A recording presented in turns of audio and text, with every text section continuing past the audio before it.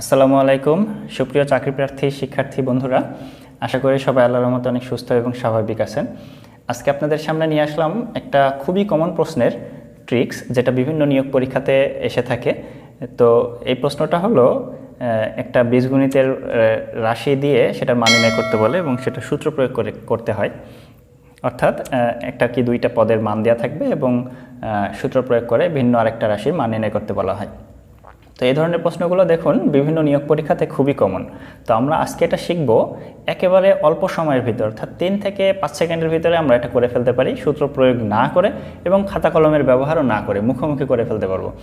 অবশ্যই আশা করি যে ভিডিওটি দেখে আপনারা একটু হলে উপকৃত হবেন, এবং যারা ভিডিওটি প্রথমবার দেখছেন তারা অবশ্যই শেয়ার করবেন, লাইক করবেন এবং সাবস্ক্রাইব করবেন। তো কথা না বাড়িয়ে চলুন শুরু করি আমার সেই ট্রিক্সটা কিভাবে আমরা প্রয়োগ করে অঙ্কটা 3 থেকে 5 সেকেন্ডের ভিতরে করে ফেলতে পারি।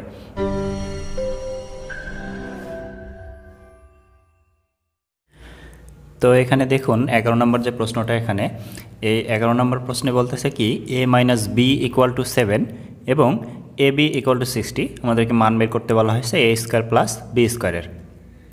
তো আমরা একটু এটা সূত্র প্রয়োগ করে করার চেষ্টা করি, একটু দেখি। এখানে আমাদেরকে যেহেতু a² + b² মান নির্ণয় করতে বলতেছে, আমরা a² + b² এর যে সূত্র জানি সেটা একটু লিখি। আমরা কিন্তু a² + b² এর দুইটা সূত্র জানি। একটা হলো a² + b² এটা সমান জানি a + b² - 2ab, এবং আরেকটা জানি a - b² + 2ab। তো এখানে দেখুন আমাদেরকে যেহেতু a - b-র মান দেওয়া আছে, সুতরাং আমরা কিন্তু নিচের সূত্রটা প্রয়োগ করব, কেননা a + b² - 2ab ওই সূত্রটা লিখতে গেলে আমাদের a + b-র মান থাকা দরকার ছিল। তো আমরা এখানে আমরা একটু মানগুলো বসায় দিয়ে দেখি কত আসে উত্তরটা। এখানে আমরা যেহেতু এখানে a - b-র মান 7 পাইছিলাম, আমরা a - b = 7 লিখে এখানে হোল স্কয়ার দিয়ে দিই, প্লাস 2 * ab-র মান ছিল আমাদের এখানে দেখুন 60। তো আমরা এখানে 60 লিখলাম। এখানে আসে 7 স্কয়ার করলে হয় 49 প্লাস 2 × 60, এটা পাওয়া যায় হলো 120। সুতরাং আমরা এখানে যোগ করলে পাই 169। দেখুন এখানে আমরা এটার উত্তর পাইছি ঘ নাম্বার 169। তো এটা আমরা কিভাবে খুব সহজে খাতা কলম ব্যবহার না করে, সূত্র ব্যবহার না করে আমরা কিভাবে করতে পারি আমরা একটু দেখি। এখানে দেখুন যে মানগুলো দুইটা দেওয়া ছিল, একটা হলো a - b = 7 এবং আরেকটা দেওয়া ছিল ab = 60। তো আমরা এখানে যে ab-র মান 60 দেওয়া আছে, এটাকে নিয়ে যদি একটু ভাবি তাহলে আমরা আসলে পাবো যে দুইটা সংখ্যার গুণফল হলো 60। তো আমরা দুইটা সংখ্যার গুণফল 60 যদি এটা চিন্তা করি, কোন দুইটা সংখ্যার গুণফল 60, তো আমরা খুব সহজেই বের করে ফেলতে পারবো যে এটা হলো 12 এবং 5-এর গুণফল হলো 60। এখন এর মান যদি 12 ধরি এবং b-র মান যদি 5 ধরি, তাহলে আমরা পাবো যে 5 × 60। আমরা এখানে একটু ওই দুইটা মান বসায় দেখি এই সমীকরণটা সঠিক থাকছে কিনা। তো এর মান কিন্তু আমরা 12 ধরছিলাম এবং b-র মান 5 ধরছিলাম। তো 12 - 5 এটা অবশ্যই 7 হয়, সুতরাং আমাদের মান দুইটা সঠিক ছিল।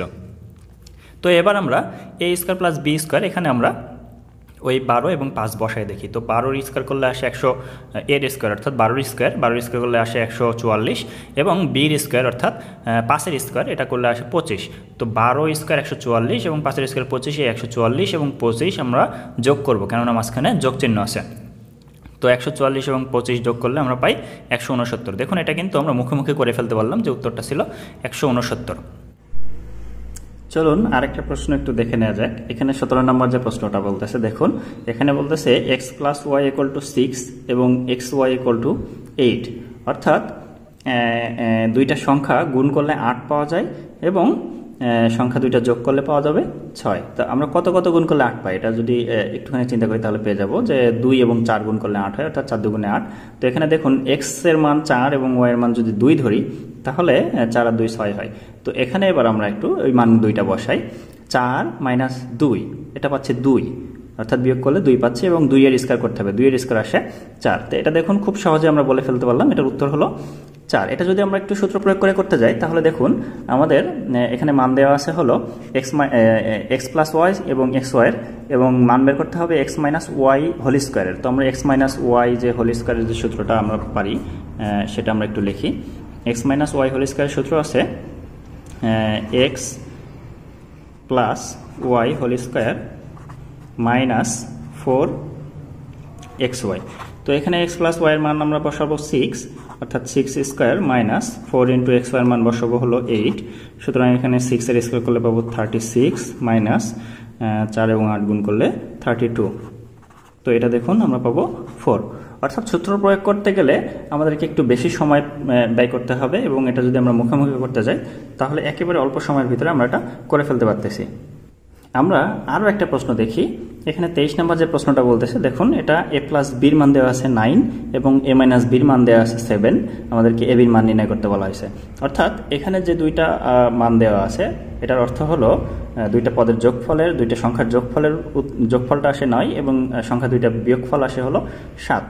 তো এখানে আমরা একটু স্বাভাবিকভাবে চিন্তা করলে পেয়ে যাব যে কত কত যোগ করলে 9 হয় এবং বিয়োগ করলে 7 হয়।